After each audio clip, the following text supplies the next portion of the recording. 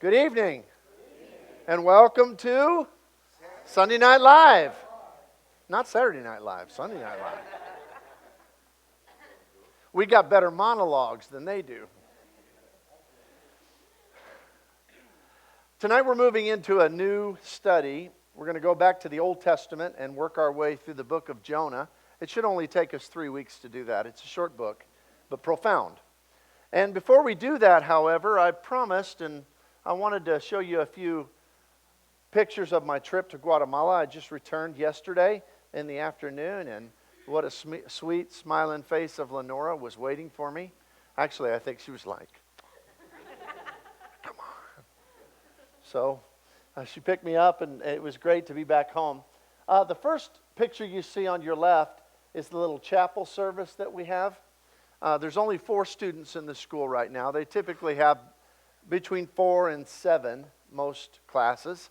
And it's a very intensive type of schedule at the Latin American Theological Institute there in Guatemala City. And so these students come and they spend 2 full years on campus. They live on campus. The school has a house that's been purchased by supporters through the years. And that house, most, I guess what you'd say, middle-class houses in Guatemala have like maids' quarters and things like that, generally in the basement or backyard. And they have a little kind of apartment maids' quarters in the backyard divided into several rooms. So they have somewhat of a dormitory that the students can stay in. They have a cook on site, and she produces all of their meals. And so when they come to school there, they're coming to school there. You notice that they wear uniforms. They're all the same with a tie.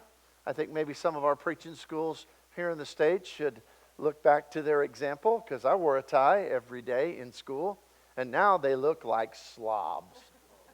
I'm telling you.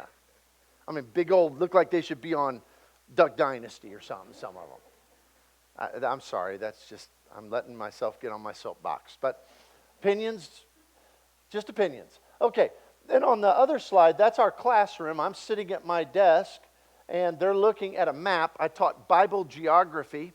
So I went through all of the different cities mentioned in the Old Testament for 2 days. And we looked at the larger world. And we're going to talk about Assyria and Nineveh today. And we talked about that in Babylon and all the different, all the cities, Memphis and in Egypt and all the others. And then the next day we went through ancient Palestine during the conquest. And when, of course, the period of the judges and where the different tribes were located and so forth and so on. So they're up there copying the map, making their own map for their notes. On the left is my translator, Benny. I've known Benny, I've been going off and on to Guatemala since about 2010. And sometimes I go and teach classes every 2 years I go and do what I did this last week. Earlier this year in March, you remember I went down there and spoke in the lectureship. And then I have also taken mission teams from 2 of the churches I've worked with in the past down there in the summertime. And so I've been going off back and forth, and I've known Benny for many, many years. Benny is a Guatemalan, but he's also one of the instructors there at ITL, and he served as my translator the entire time. Benny, you can't tell from there. You see he's wearing his glasses. Those are very thick glasses. Benny is almost blind. And because the medical care in Guatemala is not really as good as we would hope that it would be, he couldn't get a visa to come and have surgery in the United States. So Hiawatha and Byron talked to some supporters, raised some money, and earlier this year he flew to Beijing to have eye surgery. Unfortunately, it improved it for a few months after he got home, but it seemed like it's perhaps gone back. So he'll be probably completely blind within the next few years. But he still labors in joy and in happiness with the school and with the church, although we have to kind of help him. When we were going out to eat, we'd take him by the arm and we'd take him into the restaurant and out into the parking lot. So Benny's a great, faithful servant. And there are our 4 students that are sitting there. If you look on the top left, that's Jonathan. And right next to him is his wife, Oneida, a very young couple. They became Christians after they had already become pregnant out of wedlock And then when they became Christians, they were married, and he really wanted to give his life to preaching. And he's a very, very sharp young man. In the top right, we have Sefino, or Sefe, as we call him. Sefino hails from, not everyone in the school is from Guatemala. It's from all over Central America. He comes from Panama. And then in the bottom right, we have Hugo. And Hugo has an interesting story. Hugo is from Peru. And I got to meet his little son, about 7, 8 years old, who's there with him. And I asked him, is his mama still back in, is his wife still waiting for him in Peru? No, because as is common in Central American countries, not very many people get married. In fact, we think that's an epidemic problem in the United States. But generally in the States, people will live together for a while, then they'll get married, which of course isn't as God would intend it. But there, they just live together forever and never get married. That's a common problem. So most of the time, when you're trying to teach someone the gospel, you've got to deal with that issue because they have never been married. Well, that was true of Hugo in Peru. And when he heard the gospel, when he obeyed the gospel and was baptized into Christ, he tried to share that with the lady he had his children with and was living with. And he said, I'm a Christian now. I want to teach you about Christ and I want us to get married. To which she left him and his kids. And so his other two were a little older. They stayed back in Peru, but his little boy came with him and is living there at the school, going to school in the neighborhood. And here we are together. That's, of course, the logo of the school, the Latin American Theological Institute, and all those smiling faces. And I'll tell you, you never see so many smiles as when you go down there to Guatemala.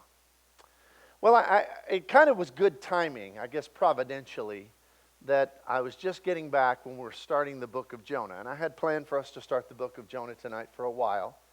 But we're talking tonight about the call to go to a place that's not pleasant to go, as Jonah is called to go to Nineveh. And one of the things about Guatemala that's, well, I guess you might say challenging, as I've told you, there are unique things there, as in every third world country, that are challenges for those of us who come from the first world. Particularly illness. I mean, I was terrified. It got a little better this time, but the first time I taught in the school, they have us stay in a little room, dorm room, I guess you might say, that's smaller than that little room right there where we have the sound equipment. And so, like, my clothes are hanging above my bed, and the bathroom is the most cramped little thing ever. And they have a shower. Well, the shower has a device as the shower head that has electrical wires coming into it. And you can hear it sizzling when you turn on the shower. I mean, it's a little water heater that's on. Well, the first time I went, now they have a plastic one that seems quite nice. The first time I went, it was metal, and it had wires that had been snipped sticking out of it. And I was like, well, I asked them, I said, what happens if I touch that? Am I going to get electrocuted? They said, well, we'd advise you not to touch it. So that's the third world. The other thing is crime. I pretty much stayed in the house on campus the whole time. And sometimes we'll go out places. We went to some good restaurants. We went to this really fancy restaurant called Taco Bell and another one called McDonald's. And it is fancy. Believe it or not, McDonald's sometimes has waiters and maitre d's.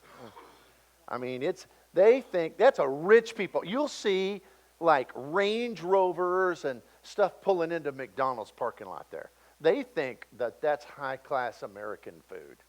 Isn't that hilarious? High-class American food. But their McDonald's are quite a bit nicer than ours, to be honest. But, we would go to some of these places, and that's perfectly safe. But crime in Guatemala it's pretty severe. Right there, we're in the neighborhood. They have a guarded gate there where they go into the neighborhood. Well, before he came here last fall, he had been shot at because someone was following him on a motorcycle hoping to carjack him, and he pulled into his neighborhood and they got frustrated, so they just popped off a shot off the motorcycle at him and hit right above his wheel well.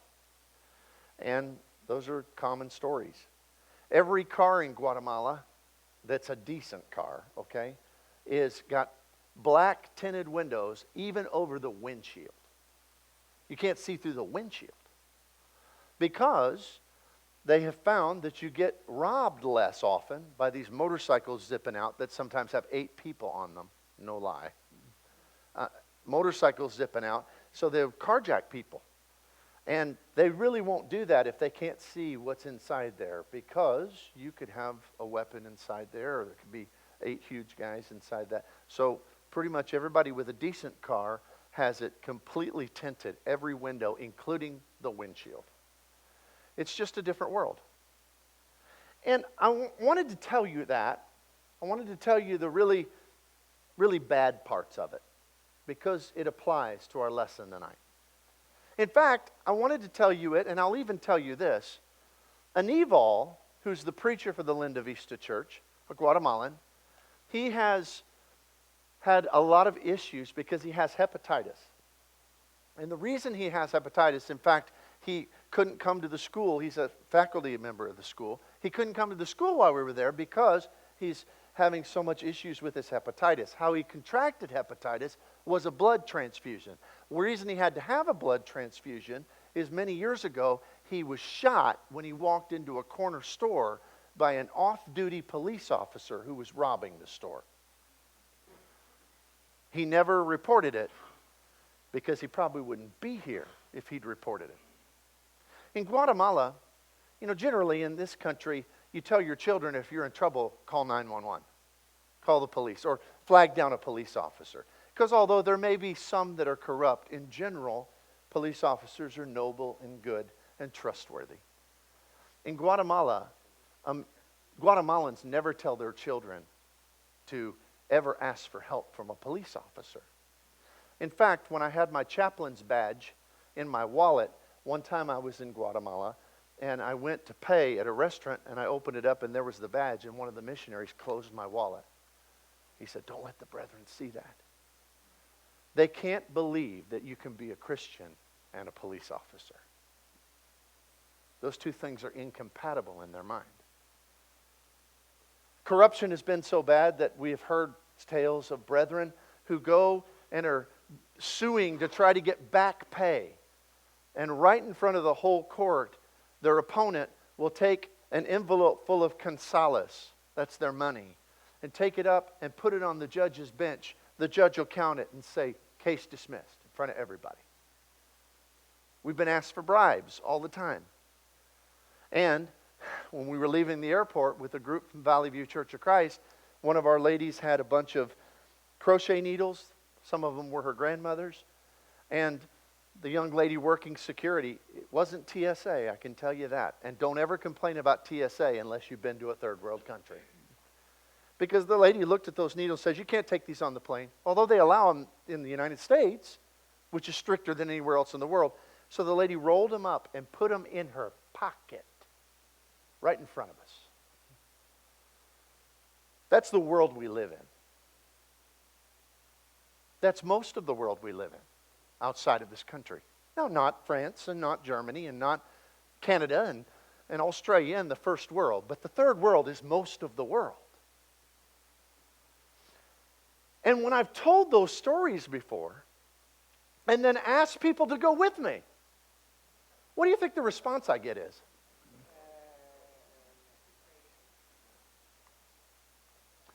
If you can't go because of time or because of health or because of whatever it may be, well, okay, it's fine. But should a Christian ever deny the call because of safety or discomfort? I've taken my children. My son is going to be a preacher. I don't know where that means he'll go. By the way, I'm pretty stern with my preaching students. If you're going to say, "Well, I'm only going to live here, I'm only going to live there," then do something else. Because when God calls you to go to Nineveh, you go to Nineveh, or you're not a man of God. God has not called us to be safe. I'm just speaking truth here. He's not even called us to just subject our children only to safety. Because He's called us to make them believers and to change the world. And you look in our world today and you think about a man who's called to go to a very dangerous place, a very, very distasteful place. And he doesn't want to go. And the sternness with which God rebukes him in this book should be a message to us all. Because we didn't become Christians to be safe. We became Christians to serve God. I want to sing a song with you. It's not in our book, but I absolutely love it. And I hope that you'll listen to the words. Now, I'm going to have to look up here because I don't have one of those screens that the song leaders have. But we'll work through it together. I don't know if you've heard this before, but when it comes to evangelism and the call, I think this is one of the most powerful songs that we have. There's much to do, there's work on every hand. Hark the cry for help comes raining through the land.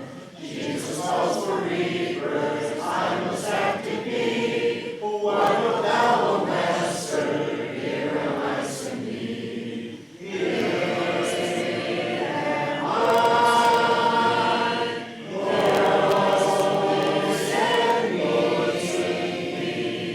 Here am I, ready at thy bidding, Lord, send me. Listen to the words. There is planted cry of mourning souls distressed, and the sighing hearts who seek but find no rest. They should have my love and tender sympathy, ready at thy bidding, here am I, send me. Here am I, Lord, send me to thee. Here am I, ready at thy bidding, Lord, send me. There are hungry souls who cry out for bread, with the bread of life they're longing to be fed. Shall they starve and famish while the feast is free? I must be more faithful, here am I, send me. Here am I, Lord, send me to thee. Here am I, ready at thy bidding, Lord, send me. For there are souls that linger on the brink of woe. Lord, I must not, cannot bear to let them go. Let me go and tell them, brother, turn and flee. Master, I will save them, here am I, send me. Here am I,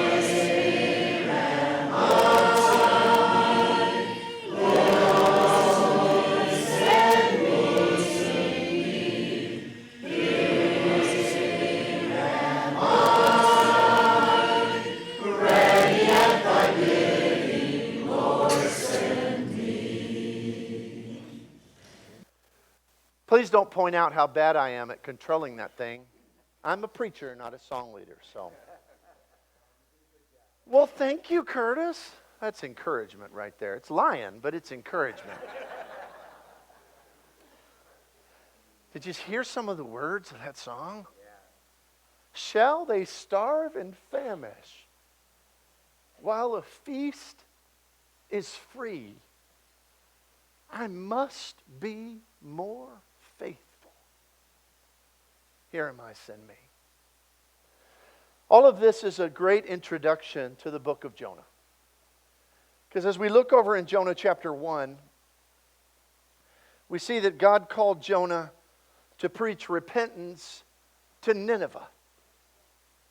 Now just think of the place you'd least like to go. I mean least like to go. After the description of Guatemala, that may be your place. But there are places in the world that are worse. Much worse. There are places in the world where they don't have McDonald's. When I was in Ethiopia in 1995, we ate at a restaurant in a village that had dirt floors, thatch roof, and no electricity. And they were serving us meat. And it was disconcerting. And I prayed and hoped, and I survived. But, there are places in the world. You look in parts of Africa, you look in parts of India. Just going to Lagos, Nigeria, just landing in the airport and walking out to get a taxi is a pretty dangerous proposition. That's the most dangerous airport in the world. And you look at some of these places and you ask the question and think about it for just a minute. Where would I least like to go? I know I have some thoughts in my mind of places because I know a lot of missionaries, places that are far more distasteful to me than going to Guatemala City or Addis Ababa, Ethiopia. But God came to Jonah and he told him to go to Nineveh. If you've ever studied ancient history or ancient cultures, you'd know Nineveh was the capital city of the Assyrian Empire. And Assyria and the city of Nineveh was founded by Nimrod, Noah's great-grandson. And the Assyrians have the reputation, not just in ancient times, but historians would tell you today, as the cruelest conquerors that have ever graced this earth. The Assyrians lived for conquest. That's all they cared about. They took what they ate from the people they killed. They would go, and it was sport to them to conquer and sack surrounding nations and cities and to carry off their people in chains as slaves. But they would do things like put rings through their nose and drag them. They would drag them in the dirt behind horses, hundreds of miles all the way back to Nineveh. They were the cruelest, most wicked, evil, ugliest people in the world. Hardly anybody in any country hadn't been affected by the cruelty of the Assyrians. If you lived in Israel, you knew of villages where maybe you had relatives or people you knew who had been raided by the Assyrians. If you lived in Canaan and you were a Canaanite, a pagan, you hated the Assyrians. If you lived in Philistia, you hated the Assyrians. If you lived in Edom, you hated the Assyrians. If you lived in Babylon, you hated the Assyrians. That's why Babylon rose up and eventually was the one to wipe them out. The Assyrians had no friends. They only had conquest. The city of Nineveh was massive. I think we get the idea that in ancient times, because maybe we see movies of medieval castles and we think of that as an ancient city. Oh no. The city of Nineveh, it'll tell us later on in the book, that when Jonah preached there, it took him 3 days of walking to walk across the city. 3 days. You realize how far you could get in 3 full days walking time from right here? I don't know, would you make it to Detroit in 3 days of walking? Oh yeah, easy. The city of Nineveh was so massive. In fact, the historians tell us that around the circumference of the city of Nineveh that had a wall all the way around it was 40 miles. It was one of the greatest metropolises of the ancient world, filled with corrupt, wicked, cruel people. And God comes to Jonah, and in verse 1 says, "Now the word of the Lord came to Jonah, the son of Amittai, saying, Arise and go to Nineveh, that great city, and cry out against it, for their wickedness has come up before me." God calls him, and this kind of teaches us our first great lesson tonight. Why would God want to save Nineveh? I mean, that is the question that has to be running through Jonah's mind. Excuse me, Lord, I must have misheard you. Did you say Nineveh? Why would God? I mean, of all the people in the world, you couldn't pick a worse choice. The people who seemed like they couldn't be saved. I mean, it wouldn't even be possible. And here are the people who have been most cruel and most terrible to God's people, the Israelites. They have murdered them. They have razed their cities. They have carried them off as slaves. They've killed their children. And now God's coming to Jonah and asking him, telling him to go and preach in the city of Nineveh. Now, this is an important message for us. Because whatever popped in your mind when I said, where would you least like to go? Maybe you thought of Mecca or Baghdad. Maybe you thought of Bombay. I don't know what popped in your mind, but there is nothing, no place on this earth that is as offensive to you as Nineveh was to Jonah. He hated them, as did all this, as did everybody else in the world that wasn't from Nineveh.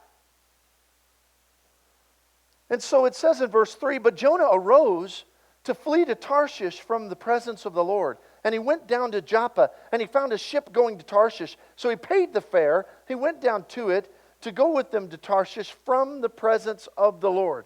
Well, we learn that God wanted him to go to Nineveh because our God has always been full of unbigoted mercy. Now, here's the thing. I think we get the impression that, people have kind of implied this through the years, that the God of the Old Testament, that God somehow changed his character when Matthew chapter 1 began. Folks, it's all one story. As Chuck has so eloquently taught us, it's all one timeline. It's all one epic. And it's the same God with the same character and the same desires. And yes, God wants all men to be saved now. But in the Old Testament, don't ever kind of acquiesce to the idea that God just wanted the Israelites. He just wanted to save the Israelites and everybody else was doomed in his mind and cast away. No. There's a lot in the old law about those who would come as outsiders and foreigners. They were welcome among Israel if they would worship the one true God. And they could be saved. In fact, you can go back before the Israelites and you see the great heroes of the patriarchal era. They weren't Israelites at all. Abraham wasn't an Israelite. He was from Chaldea, who was more a Babylonian than anything else. God, you see, the Israelites, he had to have a nation and a people to bring about the Messiah. But God loved everyone, even in the Old Testament. And some may bring up at this point, yeah, but what about when he told them to kill this and to kill them and to wipe them all out and all of these things? You know what's interesting about that? There are times God said to do those things. But it was because it says that he is trying to protect his people from the corruption. And he was absolutely right. Because in the conquest, when they didn't obey him and do that, and they left those people there, what happened? Every single time, they were corrupted by them. Also, when they did make a bargain, when those other nations did surrender, and there are times in the conquest where they were willing to let those people surrender. In fact, in the story of the conquest of Canaan, you're going to see many instances where the locals submitted to the Israelites. And they became a client race. In other words, they were allowed to stay as long as they didn't practice their pagan idolatry. God loved every one of them. God loved the Ninevites. God loves all mankind. All mankind. That's why we have to be very careful when we confuse people's evil deeds and somehow allow that to influence our thinking that God somehow despises people because of their wickedness. He despises their wickedness. And you may say, well, we don't do that. Well, you ever hear brethren talk about politics? I'm being honest. Are there some people who espouse some very wicked things? There are. Does God hate those things that they espouse? He does. Does God hate them? He loves them. And maybe He wants us to teach them instead of hate them. Perhaps that's a message of the book of Jonah.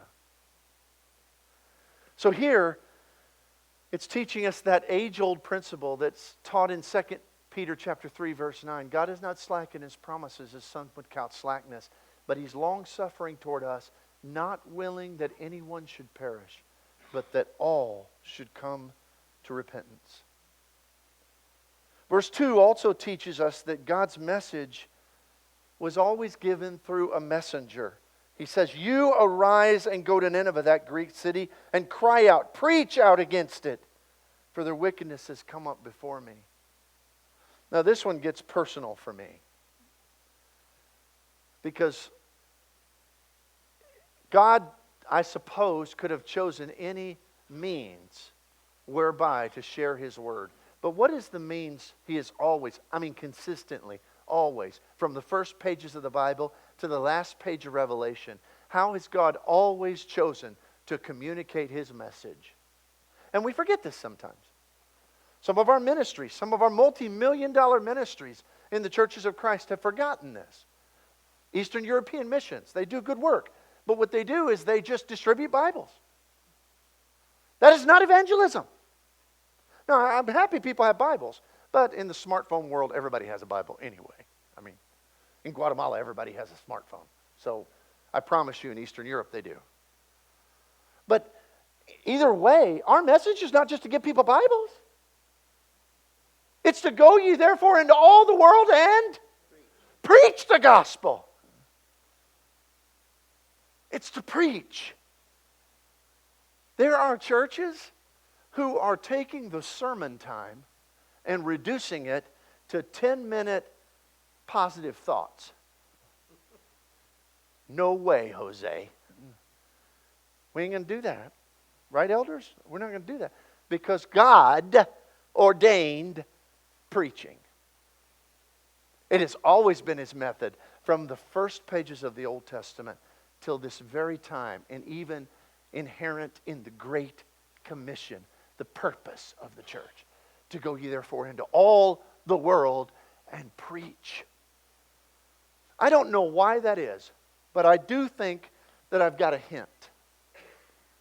Last week, the week before last, when I was at Sunset's graduation, it seems like some of the best sermons I hear are at graduations. And it's always true at Sunset. So they had a special speaker, C.L. Thomas, on Friday night at the banquet. And then we had Brother Gary Bradley, who preaches for the Mayfair Church of Christ, one of the 10 largest churches of Christ in the world in Huntsville, Alabama. And he moved there 40 years ago when they had 100 people. And today they run 1,800 on Sunday morning. And I found out why. Because I was sitting on the front row, and it was quite embarrassing because I was getting ready to have to give up and hand out diplomas to all the master's degree recipients. And big old tears are just streaming down my face. If I'd had makeup, it would have been a real mess, let me tell you. Because God, through His message, impacted me. And He was preaching passages I knew. I'd read them over and over and over. But there was something powerfully special about the infallible Word of God communicated through fallible, weak human personality. Isn't that true? It's different than just reading it. And it's always been the will of God. So we need to always remember how very important. From Romans 10, 14 through 17. How then shall they call on him they have not believed? And how shall they believe in him whom they have not heard? And how shall they hear without preacher? And how shall they preach unless they are sent? For it is written, how beautiful are the feet of those who preach the gospel of peace, who bring glad tidings of good things. I've told you before, we have an epidemic problem in our brotherhood. My son is a Bible major at one of our major universities. In the freshman class last year, they had 7 Bible majors. 7. 3 of them were young ladies. They want to be children's ministers, or something to that effect. So there were 4. 3 of them want to be youth ministers. And that's a noble calling. But that means 1 in the entire freshman class. 1 preacher. Do we teach how beautiful are the feet of those who preach the gospel? Do we encourage? I hope you did after we had the young man. I'm off on a rabbit now. I'm not finishing tonight. I just figured that out. But when those young men just a few weeks ago on Sunday night were up here, did any of you go up to them and say, you need to be a preacher? The greatest thing you can be in all the world. Mamas, do you want that for your sons? Do you want it more than being a doctor or a lawyer or a politician? Hopefully you definitely want it more than that. How beautiful are the feet of those who bring glad tidings of good things. Preaching is the will, and always has been, the ultimate will of God. Okay, I chased that rabbit long enough, and we're out of time, so this is going to be a 2-parter. You got to come back next Sunday night to get the rest. But tonight, if there's any need in your life, any struggle that you have that we can help you with tonight, God, if He can love the Ninevites, guess what that means? He loves you. No matter what you've done, no matter what you've become, no matter where you've been, no matter what you're ashamed of, if God can love those murderous, wicked Ninevites, how much does He love you? If you need to respond to Him tonight, don't delay. Don't wait. Come right now as we stand and as we sing.